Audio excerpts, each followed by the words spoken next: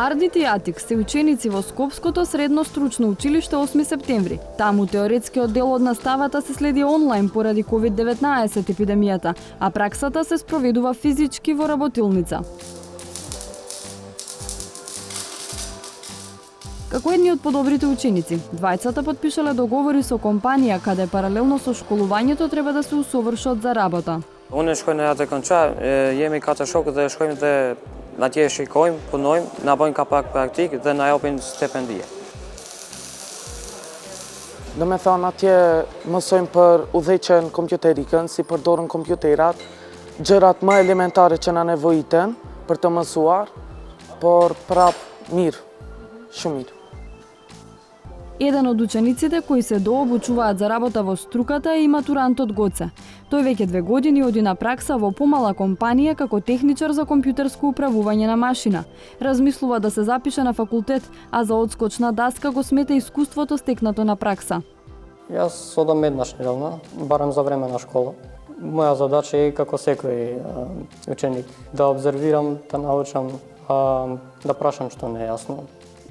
И барем кај јас што одам. Работниците од време на време ми даваат одредена задача и според тоа ќе ме проверат дали сум се заангажирал, дали пратам, дали обрнувам внимание.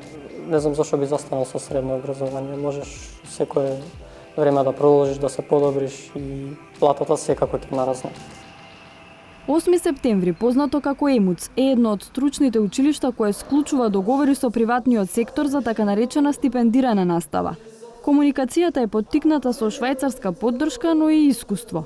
Целта е да се мотивираат учениците да изберат стручно образование, затоа што повеќето слободни работни места во приватниот сектор бараат вештини кои не можат да се стекнат на друг начин.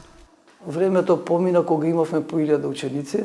Последниот пат јас кога го превземав училиштето, буквално со одењето на матурантите остана само 60 деца.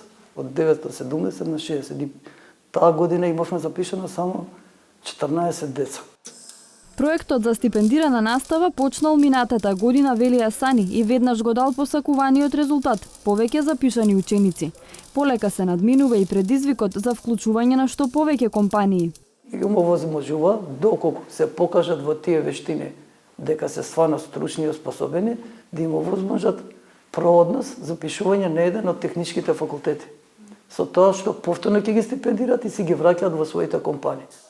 Додека снимавме во училиштето, на средба со раководството пристигнаа представници на Асоциацијата Солар Македонија, кои сакаа веднаш да почнат со обука на млади кадри за работа. Илија Насов е свесен дека приватниот сектор мора да се вклучи во производството на кадар. Во Македонија има доста квалитетни производители на сончеви колектори и на фотоволтаични колектори, но се соочуваме со недостаток на професионално обучени инсталатори и проектанти. Овие програми што ги имаат тука, како оформување на техничар, машински техничар, е многу добра подготовка за понатаму ние да ги дооформиме во сертифицирани инсталатори за соларни, термални и фотоволтаични панели. Ајде, здраво. Значи, оваа машина работи со пробивање. Се пишуваат коти на отворите, исто и на делот. И според тие зададени коти, значи се носи работилнички цртеж, ние тој цртеж го прецртуваме на Евромакот, го програмираме и на тој начин функционира. Вака изгледа првиот ден на пракса во оваа учебна година за средношколците стипендисти од 8 септември.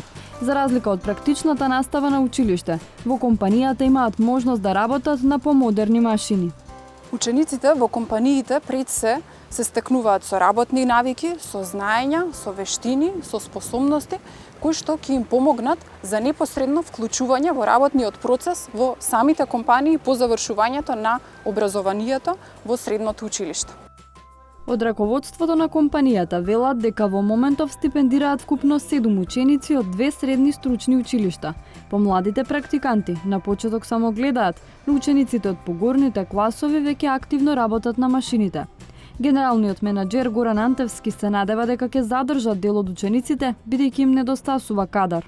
Ние имаме обврска дека од тие 4 ученици, например од 8 септември, дека најмалце двајца треба да се вработат кај нас. Ние имаме желба, но зависи од нив дали ќе продолжат понатак или не. Јас се надевам дека дел ќе се вработат, но и дел би сакал да продолжат затоа што нас ни требаат и машински електроинженери.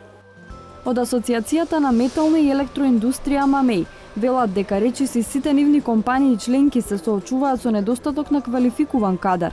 Едно истражување покажало дека само во една општина 100 компании бараат речиси 1000 стручни работници.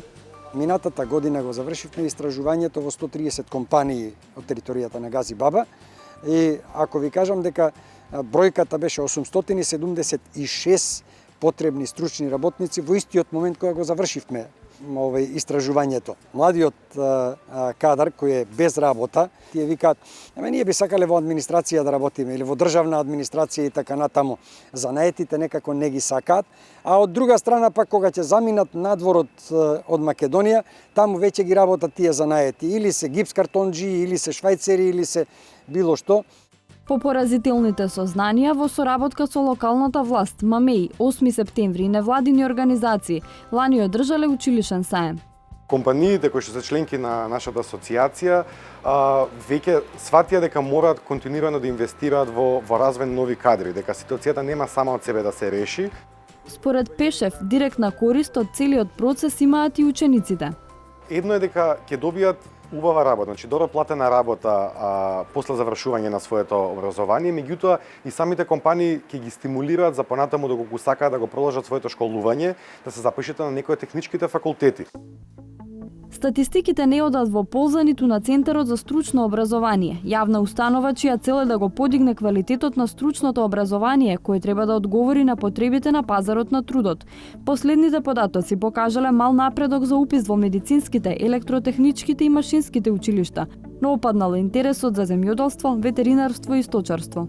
Duhet theksuar se interesimi është shumë i vogël dhe shkon duke u zvogëluar në arsimin 3 vjeçar ose siç në opinion quhet arsimi për zanate. Aty, do me thënë, shifrat shkojnë duke u zvogëluar dhe statistika e fundit flet se vitin e kaluar kemi 6.9% të nxënësve të regjistruar në arsimin profesional.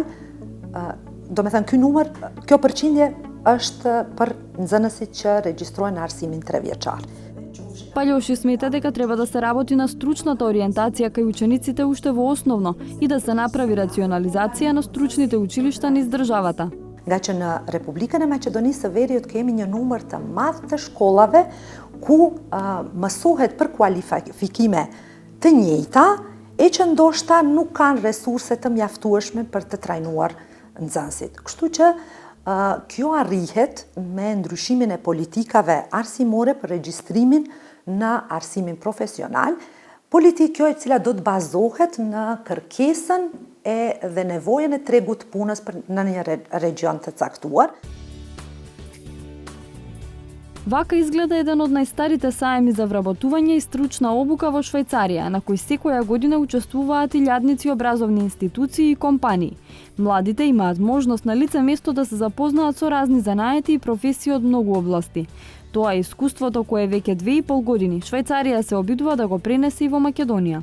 One thing which is clearly visible is Switzerland on the level of secondary vet has much more practical skills to provide to the young people. Here in Macedonia, the young people have mainly theoretical lessons, but they lack the application of this knowledge in the practice. And this is hardly to provide in the state schools, in the vet schools. So that's also why we try to integrate the companies now also in the education process so that the young people in the frame of their education can go to the companies and learn on spot what this means and be prepared as a young worker when they finish. Меѓу најголемите предизвици е да се мотивираат младите да изберат стручно образование, вели Вутрех и додава дека има неколку причини за тоа. One is in the society still an understanding that my daughter or my son should go and have certainly a gymnasium and a university degree to be accepted in the society and to have a good career option. That's, for example, in Switzerland completely different. Even I personally started my career with a vet education as a carpenter, but I have all opportunities afterwards to come up to a PhD if I want to do.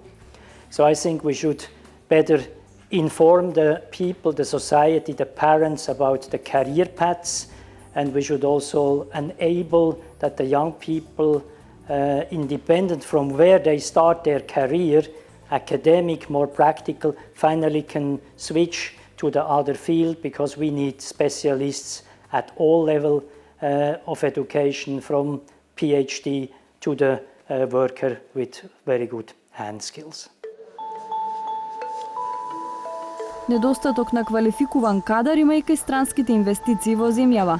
Костал во Охрид е една од фирмите која брзо сфатила дека самата треба да се вклучи во подготовката на идните работници. Таа соработка која имавме со швајцарската амбасада пред се истакнал дека таа беше најлесно воспоставена и најмалку бирократски насочена од сите оние соработки што ми ги имале досега со слични организации. Во тај процес имавме во две групи вкупно 47 практиканти кои дојдоа на обука. Од тие 47 практиканти целта од самата таа обука и процес на доквалификација на кадрите имавме обврска 50% од нив да ги задржиме на работа. Во нашиот случај задржавме 80%. Еден од нив е и 26 годишниот Јован Чобојаровски. Тој не е стипендист од средно училиште, туку поминал обука за стручни вештини како неформално образование. Тука се произведуваат електронските делови за автомобилската индустрија кои ги произведуваме. Моментално работам на неколку производи. Тука имаме менувачи, брзински менувачи. Исто имаме модули за подесување на прозорци и ретровизори. На системско ниво, прашањето може да го реши само надлежниот владин ресор. Во Министерството за образование се свесни дека е потребна радикална промена во пристапот кон стручното образование. Кога дојдов како министерка во Министерството за образование, прашав на кој начин секоја година одобруваме отварање или неотварање на одреден профил во стручно образование. Тука по инерција. Како било лани, дополнително 10 училишта не беа воопшто верификувани. Велам како ќе издадат сведителство. Па во текот на годината ќе добијат сведителство. Значи дека целиот систем не функционирал на заедничко договарање на локално ниво кој профил ќе започне да се запишува во прва година во 2020 или сега еве 2021. Царовска најавува нов закон за средно образование и промена на уписната политика. Во планот на МОН е и отворање на така наречени вет центри или стручни регионални центри во Тетово, Куманово и Охрид. Тие ќе имаат формален дел, училиште, кој што ќе добиете понатаму можност да добиете вет матура, или за 2 години да добиете само стручно оспособување во нив, и другата опција е неформалниот дел, а тоа е еквиваленција помеѓу курс од 6 месеци или 3 месеци и формалното образование, за да може да имаме брза доквалификација или преквалификација. Ардит, Атик, Гоце и други ученици своето вработување или усовршување ќе продолжат да го бараат преку воспоставените модели. Според Министерството за образование, од годинава и македонската влада ќе почне да стипендира ученици во нивната, но и во угостителската, земјоделско-ветеринарната, текстилно-кожарската и градежно-геодетската струка. Идејата е веќе следната година да проработи и вистински диалог меѓу училиштата и фирмите со цел и стручното образование да стане атрактивно и компаниите да имаат добар кадар.